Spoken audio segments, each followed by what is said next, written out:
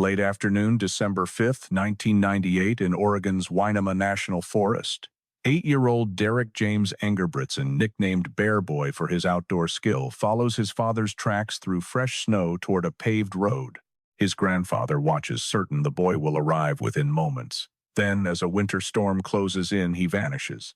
Not deep in the forest, not lost, exactly where he was supposed to be. How does a child disappear at the moment rescue should be inevitable? Stay with us, this case refuses simple answers. Klamath County in southern Oregon was home to around 63,000 people in 1998, spread across vast forested territory where the nearest neighbors might be miles away, and dirt roads outnumbered paved ones.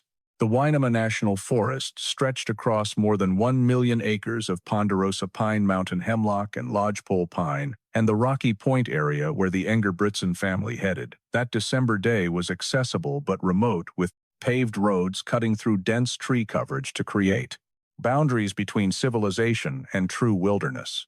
Southern Oregon winters with temperatures that could drop from comfortable to dangerous in the span of an afternoon's storms that arrived with little warning and transformed light dustings into complete whiteouts within hours.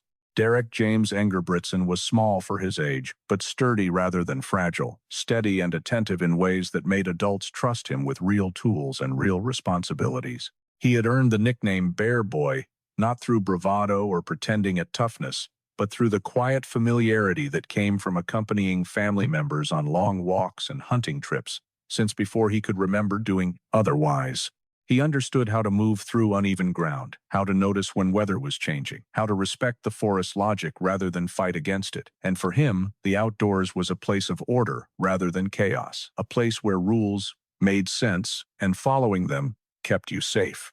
Derek attended Bonanza School and kept a bookmark from there in his pocket, the kind of ordinary object that would later become extraordinary evidence. And he had learned from his father, Robert, and his grandfather how to handle a small hatchet, how to chop kindling, how to make himself useful rather than merely present on family expeditions. The morning of December 5th was a Saturday, and while the precise details of breakfast conversation and departure times have faded into the gaps that plague all investigations conducted through the filter of trauma and time, certain facts remained solid. The weather was cold but manageable, with snow already on the ground but not actively falling, and a storm was forecast for later that evening, which meant the family needed to be efficient about their tree hunting. Derek dressed appropriately in his blue snowmobile suit, a one-piece insulated garment designed for exactly these conditions, along with insulated boots, gloves, and winter layers beneath, and he brought his small hatchet, a tool he was accustomed to using under family supervision, and which would be practical for cutting branches once they found the right tree. This was not an impulsive adventure, but a seasonal tradition done annually, and Derek had participated before, so he knew what to expect. The walking through snow, the examination of various trees, the family discussion about which one had the best shape, the eventual selection, and the work of cutting it down and hauling it back. The family departed for Winema National Forest in the early to mid-afternoon, and the group consisted of Derek, his father Robert, and his grandfather, 3 generations heading into country they all knew well for a purpose as ordinary and American as any could be. By late afternoon, estimated to be somewhere between 4 and 4:30, the family had arrived at the Rocky Point area and begun walking through the forest in search of a suitable tree. The terrain rolled in gentle slopes, with clearings interspersed among clusters of trees, and the paved road cut through the area like a ribbon visible from various points as they moved through the landscape. Snow coverage was light but sufficient to leave clear footprints, and the temperature was dropping as the afternoon progressed toward the early sunset that December brings to Oregon. Derek stayed with his grandfather while Robert walked slightly ahead, and there was no sense of urgency or danger in this arrangement. Nothing that suggested this day was different from any other similar expedition they had taken. Together, Robert moved ahead to navigate a gentle slope, and he crested the rise and moved out of visual sight not far in actual distance, perhaps 20 to 50 yards, but enough that the terrain and trees blocked the view between them. Derek noticed his father had gone ahead and spoke up with the simple statement that he wanted to catch up, and his grandfather responded calmly and reasonably with an instruction that made perfect sense given the circumstances. "Follow your father's footprints in the snow," he said, and there was no reason to think anything could possibly go wrong with such straightforward guidance. The ground was lightly covered with snow, the tracks were clearly visible, the direction was obvious, and Derek had done similar things before. He understood the concept of tracking a following sign, of using evidence on the ground to navigate. It was a practical, sensible instruction from an experienced outdoorsman to a capable child. The distance was short, the terrain was gentle, and every element of the situation suggested this would be a matter of minutes before Derek appeared. On the other side of the rise, grinning at having successfully followed the trail. Derek began following the footprints, and what happened next could be reconstructed later from the physical evidence he left behind.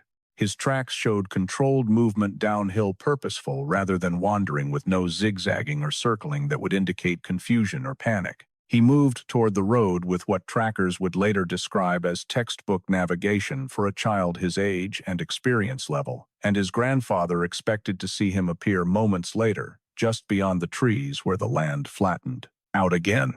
Minutes passed, though exactly how many would later be impossible to determine with certainty. Likely somewhere between 5 and 10. A span of time that felt normal at first, then began to stretch uncomfortably. The grandfather continued his own movement through the forest, not concerned initially because children take their time, they stop to look at interesting things, they don't maintain adult pacing.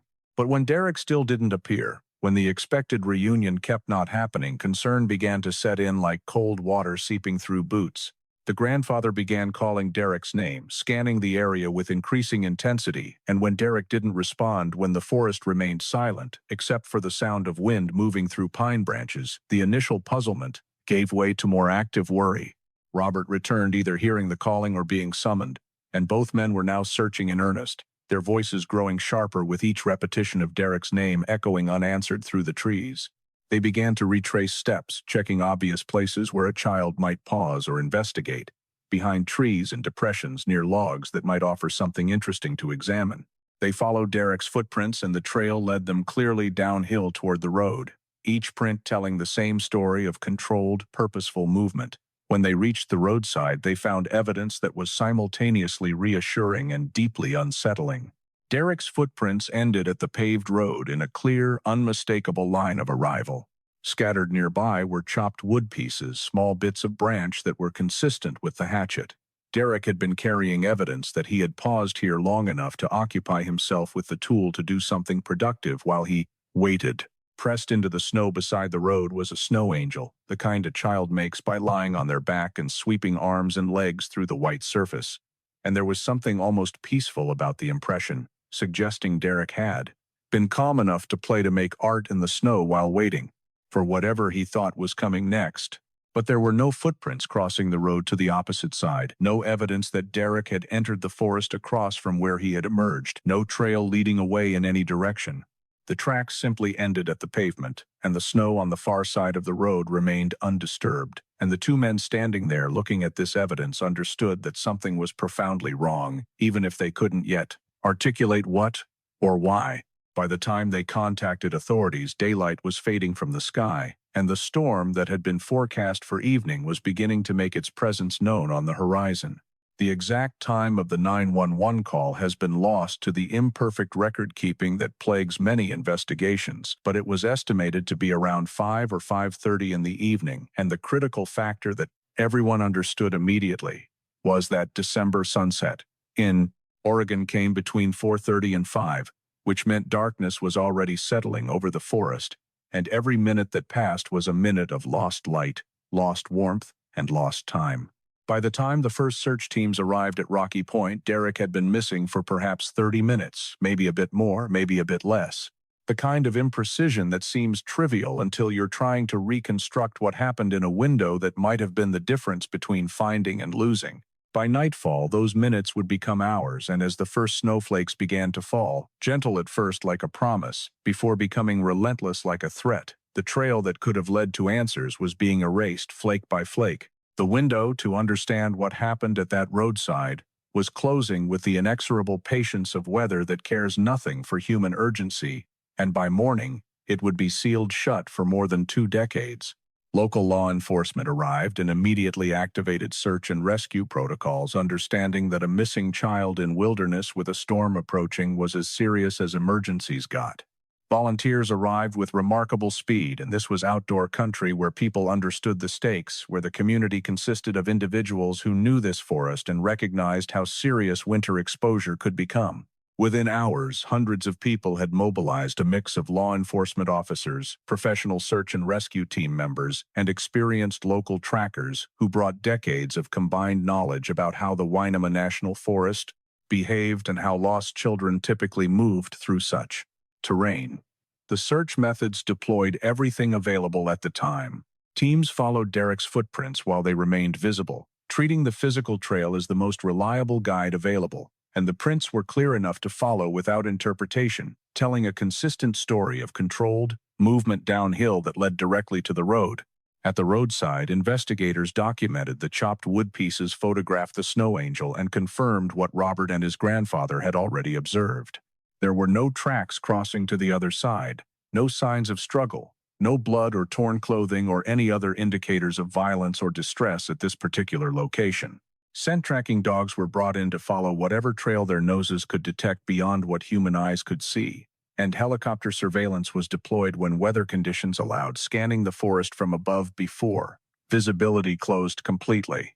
Ground teams organized into grid patterns, assigned specific zones to cover, and began the systematic work of searching miles of forest terrain in the first 24 hours, expanding outward from the last known location at the roadside. The initial focus was on the forest interior, operating under the assumption that Derek must have continued moving somehow, that despite the lack of visible tracks, he had gone somewhere, and that somewhere was most likely deeper into the woods. What searchers found in those first hours was both everything and nothing. They found Derek's clear footprint trail until the storm buried it under fresh snow. They found the evidence of his paws at the roadside, the wood chips, the angel impression, the suggestion of a child calm enough to wait and occupy himself. But they did not find Derek himself, and they did not find any clear trail beyond the roadside that would explain where he had gone after reaching that point. Days later, when searchers had expanded their radius to cover territory miles from the original disappearance site, they began discovering items that would eventually force a complete reassessment of what had happened. Someone found a bookmark from Bonanza School, Derek's school, the kind of thing a child might slip into a pocket without thinking, an ordinary object that became extraordinary because it was lying in snow miles from where Derek had last been seen. Near that location, searchers also found a candy wrapper whose origin was never firmly established, but which added to the emerging pattern of displaced items. And most troubling of all, they found small spots of what appeared to be blood, though the available technology in 1998 could not determine whether the source was human or animal, whether it belonged to Derek or someone else entirely. Searchers also discovered a crude shelter made of fir boughs under fallen timber, and at first this seemed promising because it suggested someone had attempted to create protection from the elements, exactly what you would hope a lost child might do. But when the scent dogs were brought to the location, they showed no consistent interest in the structure, no indication that Derek had spent meaningful time there, and the connection between the shelter and the missing boy remained uncertain. Possibly coincidental, possibly evidence of something else entirely. What was notably absent from the scene was equally important as what was present. There was no torn clothing, no dropped gloves or hat that might have been lost in panic, no signs of struggle anywhere in the immediate area, and critically, there were no tracks in the snow leading to the remote locations where the items were eventually found. Though by the time those discoveries were made, the storm had long since erased any such evidence that might have existed. Media coverage began immediately, with local news outlets broadcasting Derek's photograph and family appeals, and regional coverage expanded quickly as the story of a missing child in a winter storm captured attention. The community response was massive and immediate, with food and supplies donated, coordination centers established, and volunteers working in rotating shifts to maintain search coverage around the clock. Tips began coming in, each one dutifully investigated, though none led to Derek, and the pattern that would define the next 26 years was already establishing itself. Massive effort, genuine commitment, and ultimately no resolution. As the first week closed and the official search began to wind down as volunteers returned to their regular lives and cameras packed up to chase other stories, evidence was waiting in databases miles away in a shelter no dog would claim in, items scattered where they shouldn't be. It would take years, and the emergence of a man with a history of harming children, before investigators would understand they had been asking the wrong question from the beginning. The mystery wasn't how long Derek could survive the storm, but what happened in the minutes before the storm arrived at a roadside where a child pressed a snow angel into snow and then ceased to exist. The first month after Derek vanished brought the kind of firsts that families of the missing must endure, each one a fresh wound, masquerading as a milestone. There was Derek's birthday in January, the first one celebrated, if that word could even apply, without him present. And there was the ongoing transition, as the investigation moved from active searching to the slower work of following tips and reviewing evidence. Media attention began to fade in the way it always does, not because people stopped caring, but because attention is finite and new tragedies demand their share. The family continued private searching on weekends, walking the same trails over and over, looking at the same trees, calling the same name into the same silence. By June of 1999, 6 months after Derek's disappearance, the case had been classified as an ongoing investigation rather than an active search, and the pace of new leads had slowed to a trickle. It was during this period that investigators began paying closer attention to the items that had been found miles from the road: the school bookmark, the candy wrapper, the biological material that might be blood. How did these objects travel that distance?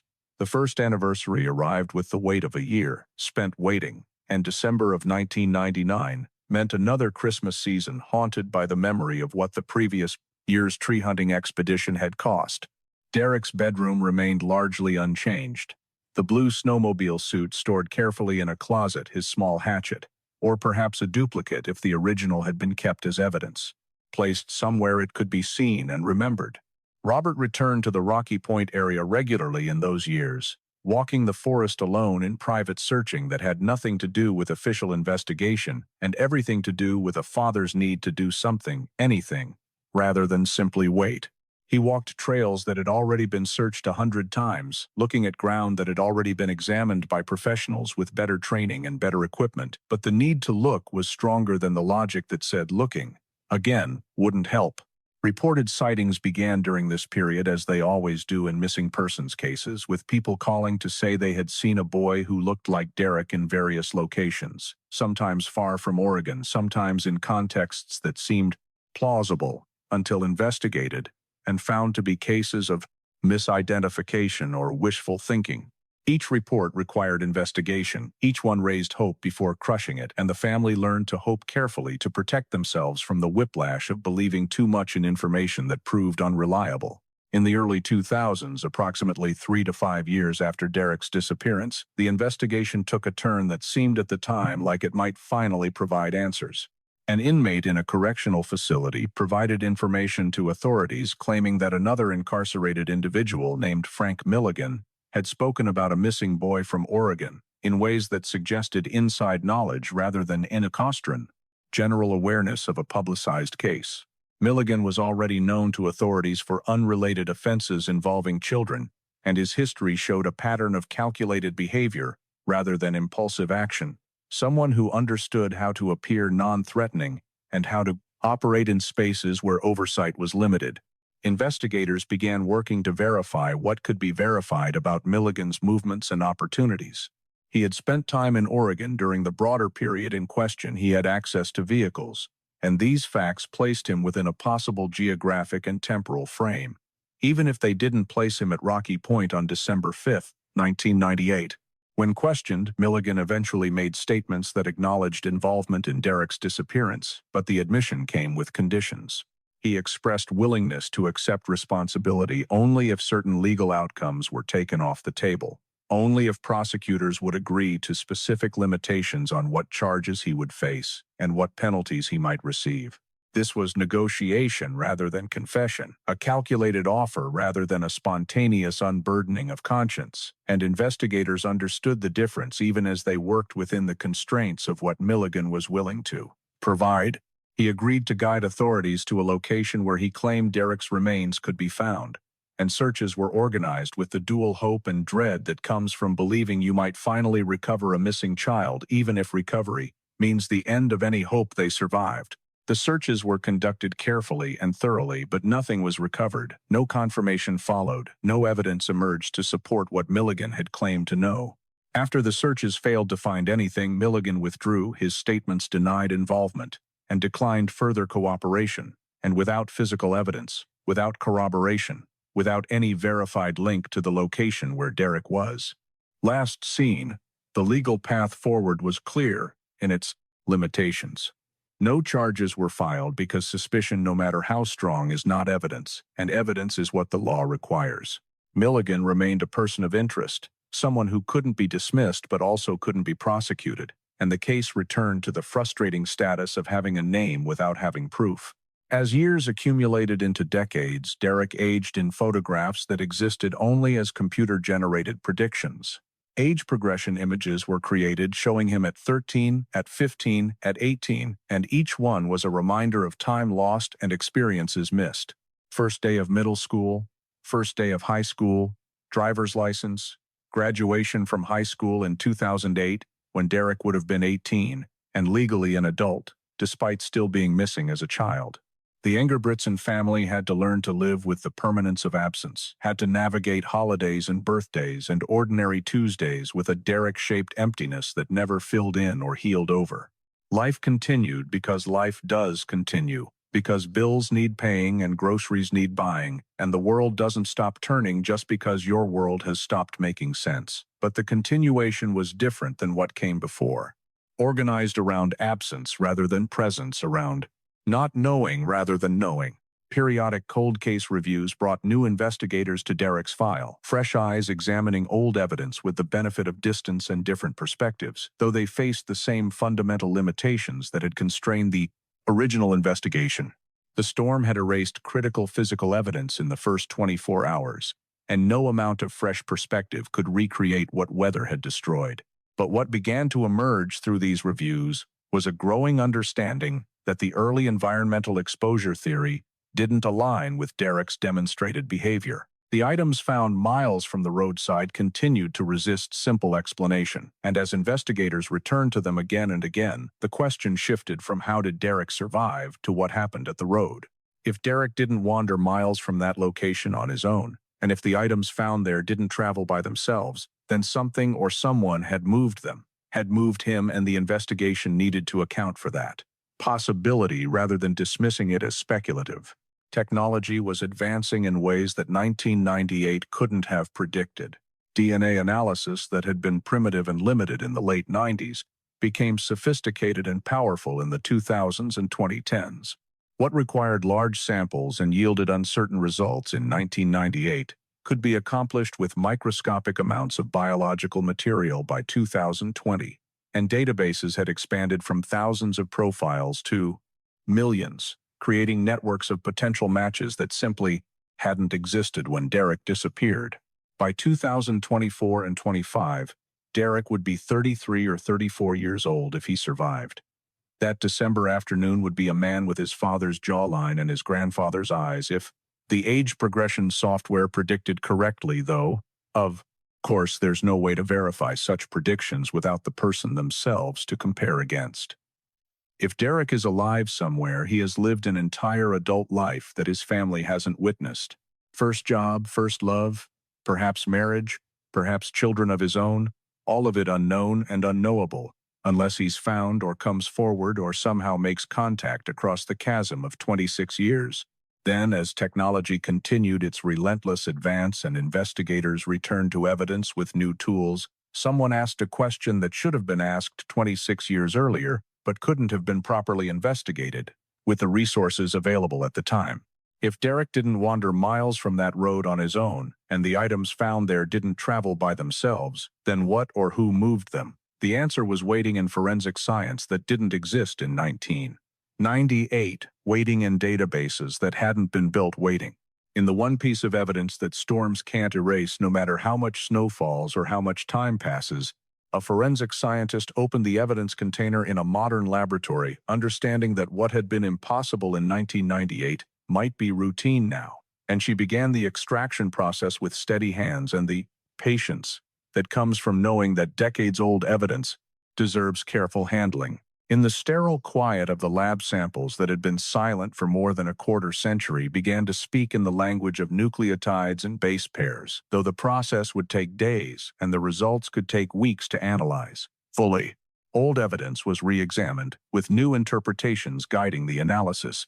The roadside scene, as documented in photographs and reports, showed controlled footprints indicating a capable child, a snow angel suggesting someone waiting rather than panicking, chopped wood indicating time passage and calmness, and no crossing tracks indicating Derek hadn't wandered away on his own. The new interpretation suggested Derek had been waiting for something or someone, that his pause at the roadside wasn't random but purposeful, that he expected help or contact or some kind of resolution that never arrived in the way he anticipated. Frank Milligan was reinvestigated with attention to his movements in December of 1998. His associates who might have information, other victims who might provide pattern evidence, and any possible connection to the geographic area where items were found. His status remained what it had been: the person of interest without sufficient evidence to charge someone who couldn't be dismissed, but also couldn't be prosecuted based on what was currently known and provable. For Robert Engerbritsen, now considerably older than he was when Derek disappeared, but still Derek's father in every moment of every day, the news was what he had learned to expect over 26 years of not knowing. After 26 years we know how to live with not knowing, he might say, if asked. Might say with the weariness of someone who has said similar things countless times before. But now we know we're not just waiting on memory, we're waiting on technology, and technology keeps getting better. It's the kind of statement that contains both resignation and hope, both acceptance of present reality and belief in future possibility. Frank Milligan remained where he had been in the investigation's landscape. Person of interest, without sufficient evidence to charge someone whose history and behavior and conditional statements kept him in the scope of awareness, but whose connection to Derek's actual disappearance couldn't be definitively established. His history of offenses against children was documented. His presence in Oregon during the relevant period was confirmed. His access to vehicles was verified, but no evidence placed him at Rocky Point on December 5, 1998. No DNA match connected him to the biological material found at the remote location, and the timeline of his movements that day remained unverified and probably unverifiable after so much time. Investigators maintained their position that having a person who showed interest in the case, who had a history suggesting capability, who provided information and then recanted, kept him in their field of attention, but that interest isn't evidence, and evidence is what the law requires. The frustration was palpable in how they described the situation. Sometimes you have a name, a face, a suspicion strong enough to taste, but the law requires proof, and proof requires evidence. And evidence was buried under snow 26 years ago, and might never be recovered in a form that satisfies legal standards for prosecution. What the evidence told investigators, what could be stated with reasonable certainty based on what was known and documented, formed a picture that was clear in outline, even if details remained frustratingly absent. Derek James Engerbritsen was an experienced and capable 8-year-old who followed instructions and reached a road safely, who paused there long enough to make a snow angel and chop some wood, who did not cross the road or wander further into the forest, who vanished in a narrow window, measured in minutes, or at most, an hour. Items connected to him appeared miles away. Biological evidence was found at a remote location. Witnesses reported an adult, male, and vehicle near the area, and a known offender with a history of harming children surfaced years later with claims he later retracted. The storm erased critical physical evidence within hours, and what this evidence suggested was that Derek encountered someone at or near that roadside, that someone transported him away from the scene, and that what happened after remains unknown. But what could not be proven, what the law requires before action can be taken, included who that someone was, specifically whether the encounter was opportunistic or planned, where Derek was taken, what happened to him after, whether he survived the initial encounter, where remains might be located, if he didn't survive, where he might be, if he did survive, and whether survival after 26 years without contact is even plausible, given what's known about such cases. The legal reality was stark and unchanging. Without remains, without definitive suspect evidence, without witnesses who can identify a perpetrator, without a confession that holds up under scrutiny, there can be no arrest, no trial, no conviction. We have strong suspicions, investigators might say. When pressed, might say with the frustration of people who know more than they can prove, we have a compelling circumstantial framework. But the law doesn't work on suspicion. It works on proof beyond reasonable doubt. And the storm took our proof. But the case was not closed, would never be closed until they knew what happened to Derek James Engerbretson, because not knowing is the one thing that felt more intolerable than any actual answer could be. The investigation remained open and active in ways that mattered beyond symbolic gestures. With DNA monitoring conducted regularly as evidence samples were checked against growing databases, with the understanding that as those databases expanded, the likelihood of eventual match increased, even if it took more years or decades. Technology review happened periodically with reassessment of evidence using new techniques as they became available, because methods that don't exist today might exist tomorrow. And Derek's case files were digitized, searchable, and connected to modern systems in ways that made pattern recognition and connection finding more sophisticated than anything possible in 1998. Tips still came in, and every credible tip was investigated regardless of how much time had passed, because social media and true crime podcast coverage brought new attention to Derek's case, periodically reaching audiences who hadn't been aware of the story or who might remember something from December of '98 that they didn't report at the time. Anniversary appeals happened every December 5th with renewed media coverage, updated age progression images showing Derek as he would appear now at 34, and public requests asking anyone who remembered anything from that time period to come forward, because someone might have been a child in '98 and overheard adults talking, might have worked at a garage, and remembered a vehicle, might have information without realizing it mattered. Forensic genealogy readiness meant Derek's case was positioned to take advantage of the technique that had solved so many other decades-old cases, because if DNA ever yielded even a partial profile, genetic genealogy could build family trees, could identify suspects through distant cousins, could accomplish what direct database matching couldn't. The commitment from investigators was clear and unambiguous. Someone knows something, and maybe they didn't realize the information mattered. Maybe they were too young to understand at the time. Maybe they were too scared to come forward. But it's never too late for truth. Never too late for the phone call that changes everything. The Engerbretson family today exists in the space between timelines, between the world where Derek has been gone for 26 years and the world where any phone call could be the phone call that brings him home, or brings answers, or brings some form of resolution after decades of suspension. Robert continues to return to Rocky Point area, sometimes walking that road looking for something he knows intellectually isn't there anymore, but looking anyway because the need to do something is stronger than the logic that says it won't help.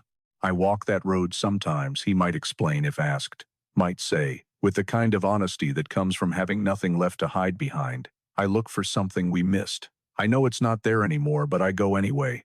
How the family lives with uncertainty is a question they've answered thousands of times in thousands of ways, and the answer always contains the same essential truth. You learn to live in both timelines, they might say, might explain to someone who has never experienced this particular form of suspended grief. There's the world where Derek has been gone for 26 years, and there's the world where any phone call could be the phone call, and we exist in both simultaneously, preparing for either truth while knowing neither, and you don't get used to it exactly. You just learn to carry. Annual rituals mark time in ways that calendars can't capture.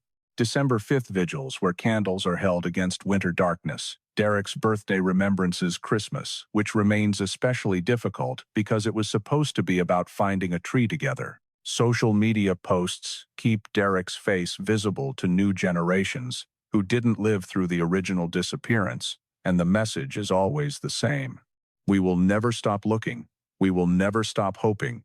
We will never stop being his family, even if he never comes home. What they want the public to know, what they would say to anyone listening, is simple and heartbreaking in its simplicity. If Derek is alive somewhere, if someone has information, if there's anything that can still come to light, please come forward. It's been 26 years, but we're still here. We're still waiting. We're still his family, and we still need to know. The case of Derek James Engerbretson remains officially unsolved, but unsolved is not the same as over, not the same as forgotten, not the same as hopeless.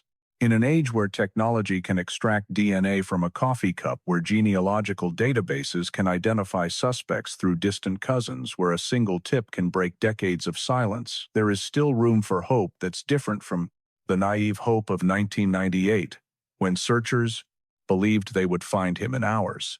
This is hard-earned, realistic hope that comes from watching science accomplish things that seemed impossible, from seeing cases solved after 30 or 40 or 50 years, from understanding that the question is no longer whether this case can be solved, but when the right piece of evidence will finally speak loudly enough to be heard. Derek's case is now taught as a cautionary tale in cold case investigations and search and rescue training, demonstrating how environmental explanations can dominate too quickly when a child goes missing in wilderness, how weather events can create false narratives that persist for years, how evidence contradicting the prevailing theory can be overlooked when it doesn't fit what everyone has already decided must have happened. Training now emphasizes the importance of questioning early assumptions, of preserving everything, even if current technology can't analyze it, of taking witness reports seriously even when they seem to describe ordinary interactions, of understanding that abductions can happen in moments, and that short time windows don't equal safety. The principle that Derek's case reinforces more than any other is that technology will advance, that what's impossible today becomes possible tomorrow, that cases unsolvable in 1998 are being solved in 2024 through methods that didn't exist when Derek disappeared. His case waits in the same pipeline that has solved murders and identified remains and found missing persons who were gone for decades, and the evidence is preserved. The databases are growing, the techniques are improving, and the possibility remains alive even if Derek's fate remains unknown. The broader meaning of Derek's story extends beyond the specifics of one missing child in southern Oregon, touching on themes that resonate with anyone who has experienced loss or uncertainty or the peculiar torture of not knowing. His case teaches about persistence, about the family that has persisted for 26 years without closure, representing thousands of families living with unresolved loss. And the lesson is that hope doesn't require certainty, but rather requires refusal to forget. The family's persistence keeps Derek's case active, ensures that when technology advances, Derek's evidence is ready to be retested, reminds investigators that these aren't just files, but children with families who never stopped loving them. The case teaches about community vigilance, about the person who saw a tense interaction and didn't report it, and carries that burden now, about the importance of trusting gut instinct and reporting concerns even when you're not certain they're significant. This case has empowered community members to speak up when something feels wrong, to overcome the fear of being judgmental or nosy, to understand that providing information isn't the same as making accusations, and that professionals are better equipped to determine relevance than casual observers are. The case teaches about technology's role in justice, about the gap between when Derek disappeared and now. That includes commercial DNA databases, forensic genealogy techniques, advanced DNA extraction from minimal samples, digital evidence integration, social media for rapid information spread, facial recognition technology, and age progression software improvements. The lesson is to never say never in cold cases, to understand that the impossible becomes possible, that science fiction becomes science, fact that patience and preservation can eventually be rewarded, even if reward takes decades to arrive. For women 50 and older, for the audience most likely to be reading this story, there are practical takeaways that matter beyond the specifics of Derek's case. When you see interaction warning signs, an adult with a child who seems tense or fearful or resistant, an adult asking a child for help, when real adults ask other adults explanations that seem overly detailed or defensive, a child who appears coached or controlled, situations that feel wrong even if you can't articulate exactly why. Derek's case reminds you that the tense interaction observed was dismissed as discipline when it might have been something requiring intervention. Trust your instincts and know when to report suspicions. Always report when you see an adult with a child who don't seem to belong together, a child who appears distressed or controlled, or fearful situations where an adult is isolating a child from others, vehicles lingering near schools or parks, or children's areas, anyone asking children for help, or directions when adults should ask other adults. Call 911 if the situation seems immediate. Call non-emergency police lines if something seems off but not urgent, and provide location description, direction of travel, license plate if there's a vehicle. Don't approach or confront because professionals are trained for intervention. And remember that it's not being nosy but being responsible, not accusing anyone but providing information so professionals can assess, and you would rather call and be wrong than stay silent and be right about something terrible.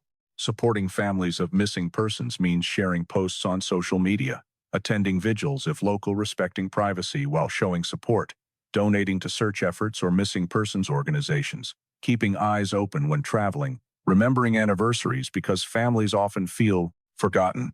It doesn't mean asking intrusive questions about investigation details, sharing theories about what probably happened, suggesting they move on or find closure, comparing their grief to other losses or assuming they want to talk about it constantly. Resources to know include the National Center for Missing and Exploited Children, NAMUS, which is the National Missing and Unidentified Persons System, local law enforcement non-emergency lines, and for families, specifically DNA databases, for familial matching, victim services organizations, grief, counseling specialized in ambiguous loss, and online communities for families of missing persons where the specific experience of not knowing can be shared with others who understand.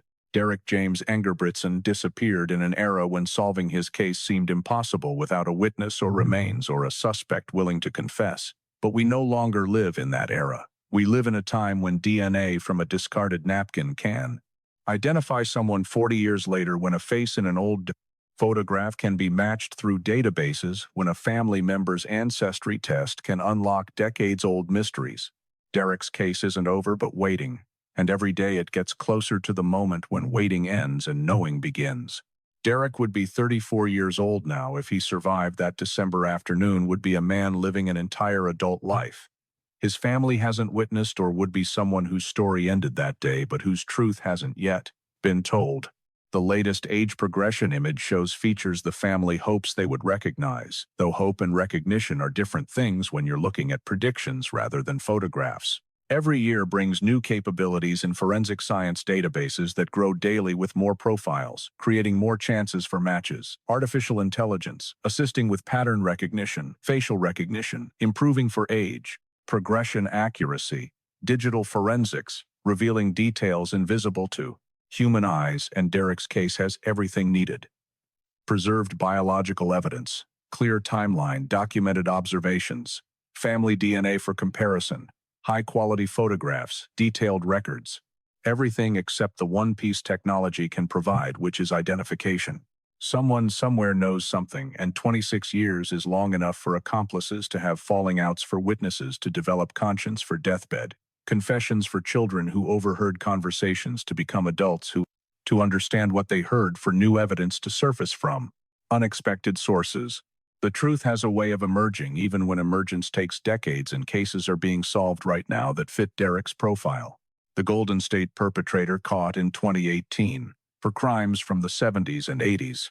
The boy in the box from Philadelphia, identified in 2022, 65 years after his remains were found. Countless others. Through forensic genealogy and expanded databases and techniques that didn't exist when Derek disappeared. To anyone who knows something, understand that it's not too late, that what you know does matter, that tips can be anonymous and protection exists for witnesses, that people care more than you might think. It's not too late because families of missing persons live in suspended time, and for the Engerbritsens it's still December 5th, 1998, in the ways that matter most. And your information could release them from that frozen moment. What you know does matter because the smallest detail, a vehicle you saw, a conversation you overheard, a person you remember acting strange, could be the piece that completes the puzzle after 26 years of incompleteness.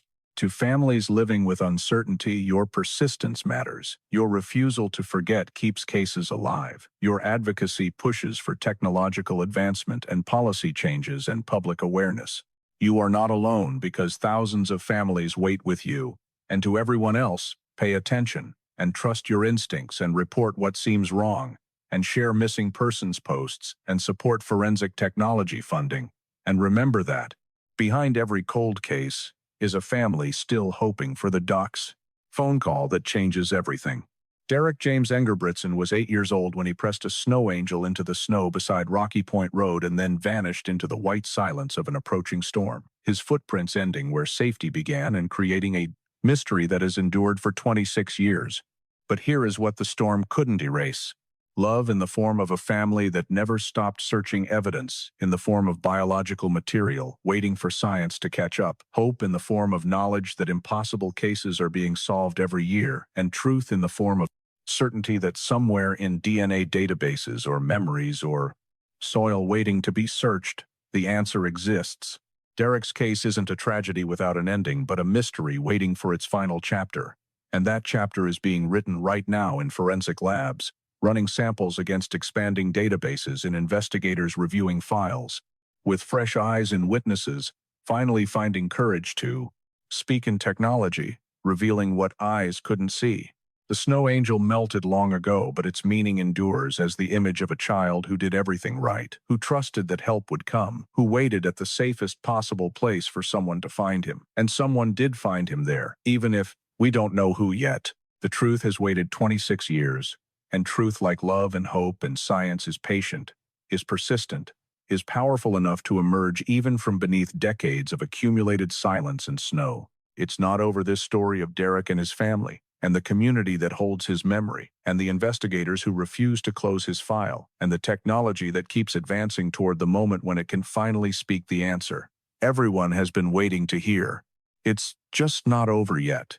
And in that simple phrase, not over yet, lives all the hope that anyone searching for truth could ever need.